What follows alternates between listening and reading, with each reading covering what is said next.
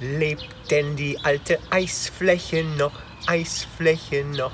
Eisfläche noch? Lebt denn die alte Eisfläche noch? Eisfläche noch? Ja, sie lebt noch, sie lebt noch, sie lebt noch. Ja, sie lebt noch, stirbt nicht.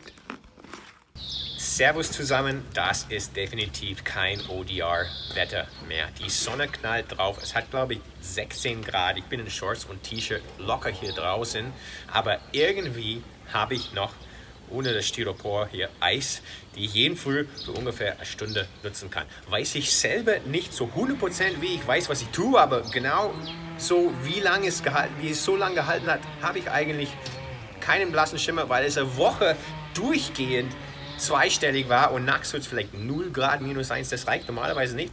Trotzdem habe ich Eis, deswegen wollte ich euch zeigen, wie ich meine Eisfläche pflege, damit es ein bisschen länger hält. Wir wissen in Deutschland, dass die Temperaturen im Winter ja nicht immer wirklich kalt sind und eine Woche oder 2 Wochen noch länger Eis haben, weil man es ein bisschen pflegen kann, ist ein Riesenbonus.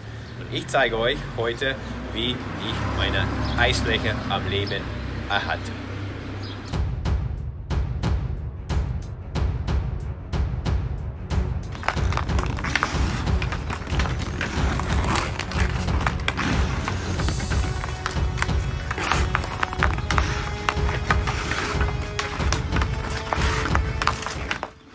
So, schauen wir ein bisschen jetzt, wie kaputt die Fläche ist. Man sieht hier an den Ecken, das ist noch gar nicht so schlimm.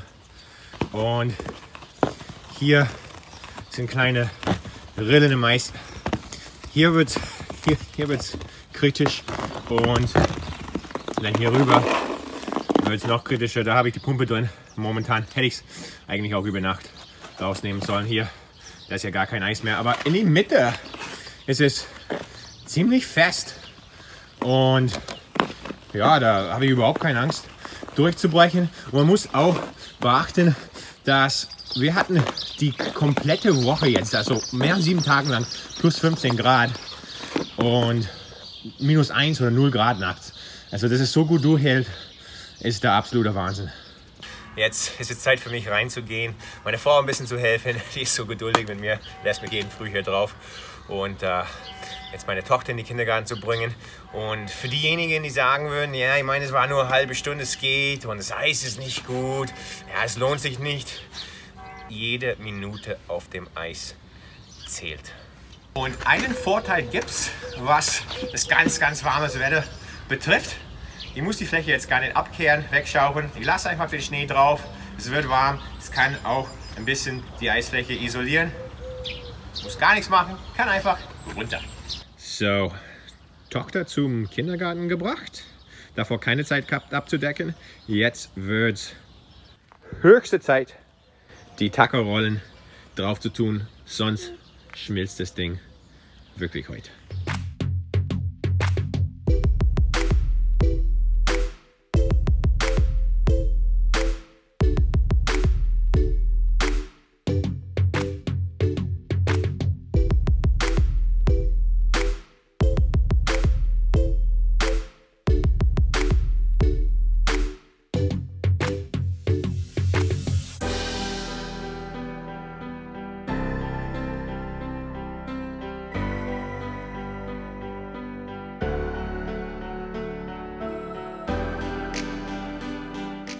So, wie ihr sehen könnt, es ist schon ein bisschen Aufwand, das hier alles aufzubauen.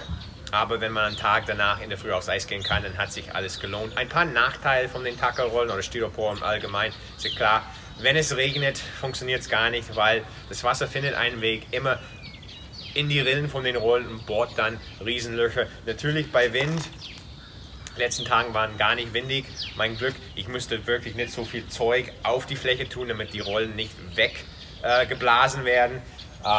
Sieht hier das Tor und ein paar Platten mehr muss ich nicht machen. Wenn es windiger wäre, würde ich wirklich viel auf die Fläche aufstellen müssen, damit die Tackerrollen nicht durch die Nachbarschaft fliegen. Aber die sind trotzdem deutlich stabiler wie einzelne Styroporplatten. Okay, so was ihr noch dazu braucht, ist eine Gartenpumpe. weil ansonsten schmilzt so viel Wasser, dann hast du Eis oben drauf, das Wasser ist unter der Fläche, hast du zwar noch Eis, aber so viel Wasser unter der Fläche. Erstens schmilzt es dann schneller, weil das Wasser wärmer ist als das Eis. Zweitens, wenn du drauf gehst, drückst du die komplette Eisplatte runter. Das Wasser schwimmt dann oben drauf, flutet alles. Das Eis ist unbrauchbar. Also jeden Tag ein bisschen Pump-Action. Let's go. Immer hilfreich, wenn du zuerst den Strom anmachst. Aber jetzt sind wir soweit.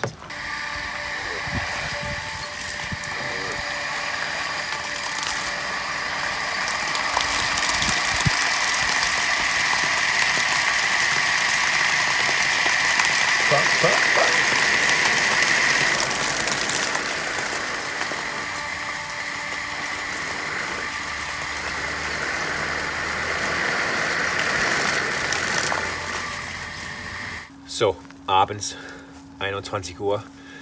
Es ist unheimlich wichtig, dass ihr die Platten abmacht, wenn ihr in der Früh drauf gehen wollt. Auch wenn es vielleicht nachts nur 2-3 Grad plus sein sollte, weil es ist tatsächlich so, dass die Fläche wirklich kalt ist und ihr werdet merken, auch bei nur 2 oder 3 Grad werden die Platten auch die Fläche frieren und dann in der Früh habt ihr ein Problem, weil ihr die Platten nicht abbekommt. Also jede Nacht mache ich die Platten ab.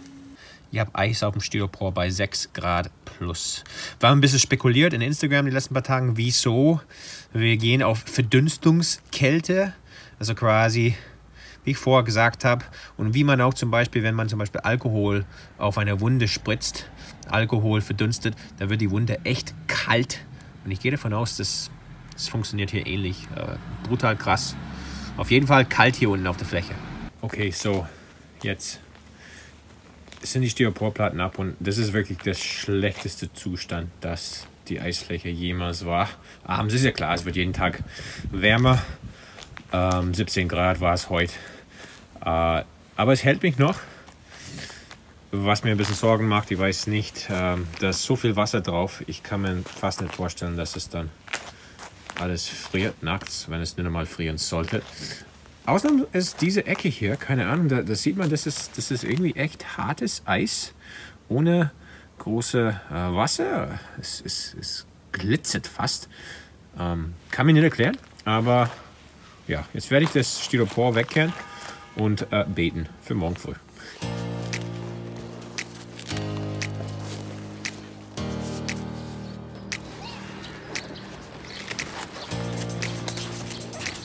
Heute kommt der Müll.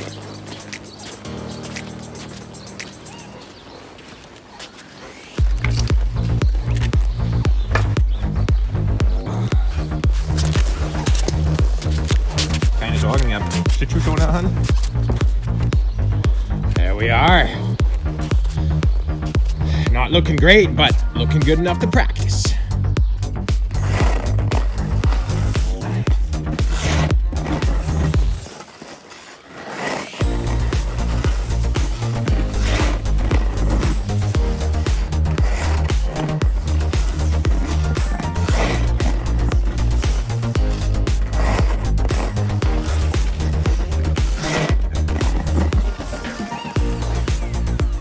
Also wieder eine richtig geile Skate heute früh. Natürlich ist das Eis ein bisschen rau, aber ganz ehrlich, in der Früh ist es relativ fest. Also ich kann einiges drauf machen. Natürlich tagsüber geht es gar nicht. Einfach ein bisschen an die Basics gearbeitet, bin ein bisschen an die Ausrüstung gewöhnt und same procedure as every day. Runtergehen, abdecken und hoffen auf den nächsten Tag. So. Ich weiß, dass das ein bisschen Psycho ist, aber ich möchte die Ecken ein kleines bisschen verstärken. Somit habe ich ein bisschen Eis über Nacht im Tiefkühlfach gebaut. Sag bitte nichts meiner Frau. Sie will mich umbringen. So, ob das wirklich überhaupt was bringt, kann ich nicht sagen, aber keine Ahnung. Irgendwie denke ich, wenn ich die Ecken ein bisschen mit Eis verstärke, dann schmilzt es am schnellsten an den Ecken. So, keine Ahnung, aber ja, ich glaube, ich drehe durch. Ich hoffe, dass ich euch vielleicht ein paar Ideen gegeben habe für die nächste ODR-Saison, wie ihr eure Eisflächen ein bisschen länger erhalten könnt.